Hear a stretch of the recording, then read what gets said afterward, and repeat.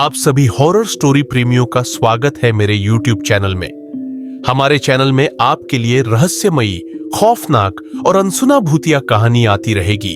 इसलिए चैनल को सब्सक्राइब करें, वीडियो को लाइक करें और एक कमेंट करें ताकि हम आपके लिए ऐसी ही कहानी बनाते रहेंगे।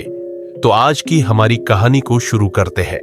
इस कहानी की शुरुआत होती है उत्तराखंड के एक छोटे से गांव में, जहां एक पुरानी हवेली थी। हवेली काफी सालों से खाली पड़ी थी और गांव वाले उसे भुतहा मानते थे। उस हवेली में जाने की हिम्मत कोई नहीं करता था।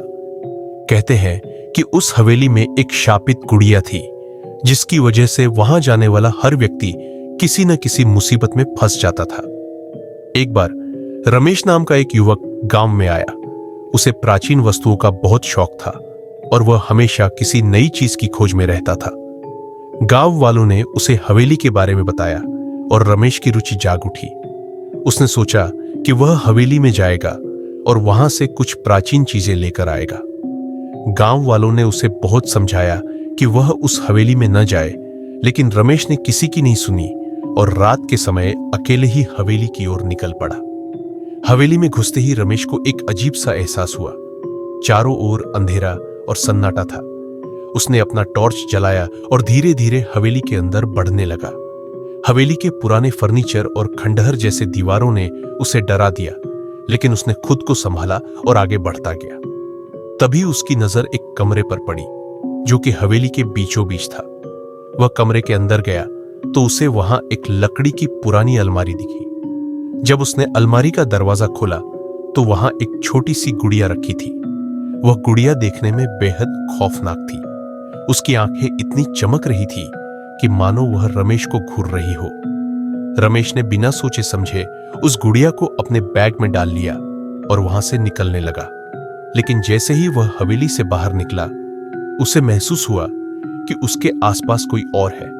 उसने मुड़कर देखा, लेकिन वहां कोई नहीं था। उसने इसे अपना वहम समझा और वापस अपने कमरे पर लौट आया। उस रात जब वह सोने के लिए लेटा तो उसे अजीब अजीब आवाजें सुनाई देने लगी। कभी किसी के हंसने की आवाज तो कभी किसी के रोने की। रमेश ने पहले इसे अनसुना कर दिया, लेकिन फिर उसे लगा जैसे कोई उसकी तरफ देख रहा है। जब उसने आंखें खोली तो उसने देखा कि वही शापित गुड़िया उसके बिस्तर पर बैठी थी। उसकी आंखें रमेश को घूर रही थीं। रमेश डर के मारे चीख पड़ा और बत्ती जलाने की कोशिश करने लगा, लेकिन बत्ती भी नहीं जली। धीरे धीरे रमेश की हालत बिगड़ने लगी। वह खुद को बीमार महसूस करने लगा और उसकी मानसिक स्थिति भी खराब हो गई। गुड़िया के कारण उसकी जिंदगी में अजीब घटनाएं होने लगी। कभी कमरे में खुद से चीजें गिरने लगती तो कभी उसे किसी के चलने की आवाजें सुनाई देती। दिन पर दिन उसकी हालत और खराब होती गई, लेकिन उसने किसी से अपनी परेशानी नहीं बताई। कुछ दिन बाद गांव वालों को पता चला कि रमेश की तबीयत खराब हो गई है। वे उसकी मदद के लिए उसके कमरे पर पहुंचे तो देखा कि रमेश बेसुध पड़ा हुआ था और उसके हाथ में वही शापित गुड़िया थी। गांव के बुजुर्गों ने उसे उठाया और गुड़िया को हवेली में वापस रखने का फैसला किया। उन्होंने कहा कि यह गुड़िया शापित है और इसे वही हवेली में छोड़ देना ही ठीक रहेगा। आखिरकार गांव वाले उस गुड़िया को हवेली में वापस छोड़ आए। रमेश धीरे धीरे ठीक हो गया, लेकिन उसने उस दिन से गुड़िया और हवेली के बारे में बात करना बंद कर दिया। लेकिन गांव वाले आज भी कहते हैं कि अगर कोई उस हवेली में जाता है तो वह शापित गुड़िया उसकी जान के पीछे पड़ जाती है। रमेश को गुड़िया से छुटकारा तो मिल गया था, लेकिन वह घटना उसके दिल और दिमाग में गहरी छाप छोड़ गई थी। हालांकि गांव वालों को ऐसा लगा कि शापित गुड़िया हवेली में छोड़ देने के बाद सब कुछ सामान्य हो गया है, लेकिन हकीकत इससे बहुत अलग थी। कुछ समय बाद गांव में अजीब घटनाएं फिर से होने लगी। गांव के लोग दावा करने लगे कि उन्होंने हवेली के आसपास किसी लड़की की चीखें सुनी है। रात के समय कुछ लोग उस हवेली के पास से गुजरते हुए अपने ऊपर किसी अनजान साये की छाया महसूस करने लगे। गांव में एक व्यक्ति, जिसका नाम महेश था, को इन सब बातों पर यकीन नहीं था। वह एक तार्किक व्यक्ति था और ऐसी चीजों को अंधविश्वास मानता था। एक दिन महेश ने साहस करके खुद हवेली में जाने का निश्चय किया। ताकि इन अफवाहों का सच सामने ला सके। महेश के दोस्तों ने उसे बहुत मना किया, लेकिन वह किसी की सुनने को तैयार नहीं था। रात के समय वह अकेला ही टॉर्च लेकर हवेली की तरफ चल पड़ा। जैसे ही वह हवेली के पास पहुंचा, उसे अंदर से हल्की हल्की रोशनी दिखाई दी। वह थोड़ा चौंका, क्योंकि हवेली तो खाली थी। उसने सोचा कि शायद कोई और व्यक्ति अंदर है, और वह फूंक फूंक कर कदम बढ़ाने लगा। जब उसने दरवाजा खोला और अंदर कदम रखा तो सन्नाटा और घना हो गया। अचानक उसकी नजर उस कमरे की ओर गई जहां पर रमेश को वो शापित गुड़िया मिली थी। महेश ने कमरे के अंदर कदम रखा और उसे अलमारी वही दिखाई दी। उसने अलमारी का दरवाजा खोला तो अंदर वही शापित गुड़िया बैठी थी। उसकी आंखें अब भी भयानक चमक के साथ उसे घूर रही थी। जैसे ही महेश ने गुड़िया को छुआ, उसे अपने कंधे पर किसी का भारी हाथ महसूस हुआ। उसने घबराकर पीछे मुड़कर देखा, लेकिन वहां कोई नहीं था। तभी हवेली की दीवारों से अजीब अजीब आवाजें आने लगी, जैसे किसी ने जोर से रोने और चीखने की आवाजें निकालनी शुरू कर दी हो। महेश अब तक बुरी तरह डर चुका था। उसने दौड़कर बाहर निकलने की कोशिश की, लेकिन हवेली का दरवाजा खुद ब खुद बंद हो गया। महेश जोर जोर से चिल्लाया, लेकिन उसकी आवाज कोई सुन नहीं सका। उसे लगा कि जैसे हवेली की हर चीज जिंदा हो चुकी थी और उसे वहां कैद कर लिया गया था। कई घंटों तक वह इस भयावह स्थिति में फंसा रहा। अंत में किसी तरह उसने हिम्मत जुटाई और दरवाजे को जोर से धक्का दिया। दरवाजा खुल गया और वह बाहर भागा। जब वह गांव वालों के पास पहुंचा तो वह हिल चुका था और उसकी आंखों में खौफ साफ नजर आ रहा था। उसने किसी से कुछ नहीं कहा, बस दौड़ते हुए अपने घर की ओर भागा। गांव के बुजुर्गों का मानना था कि हवेली की शापित गुड़िया अभी भी किसी के स्पर्श का इंतजार कर रही है। वे कहते हैं कि जो भी उसे छूता है उसकी जिंदगी में अजीब घटनाएं होने लगती है और वह व्यक्ति मानसिक संतुलन खो देता है। आज भी गांव के लोग उस हवेली से दूर रहते हैं और बच्चों को चेतावनी देते हैं कि उस ओर न जाए, लेकिन हर कुछ समय बाद किसी न किसी की हिम्मत उसे हवेली में खींच ले जाती है और तब एक और डरावनी कहानी जन्म लेती है। महेश के साथ हुई घटना के बाद गांव वाले और भी ज्यादा डरे हुए थे। अब तो हर कोई उस हवेली की तरफ जाने से कतराता था, लेकिन इस बार कुछ ऐसा होने वाला था जिसने पूरे गांव को हिलाकर रख दिया। कुछ ही दिनों बाद गांव में एक नई फैमिली आई।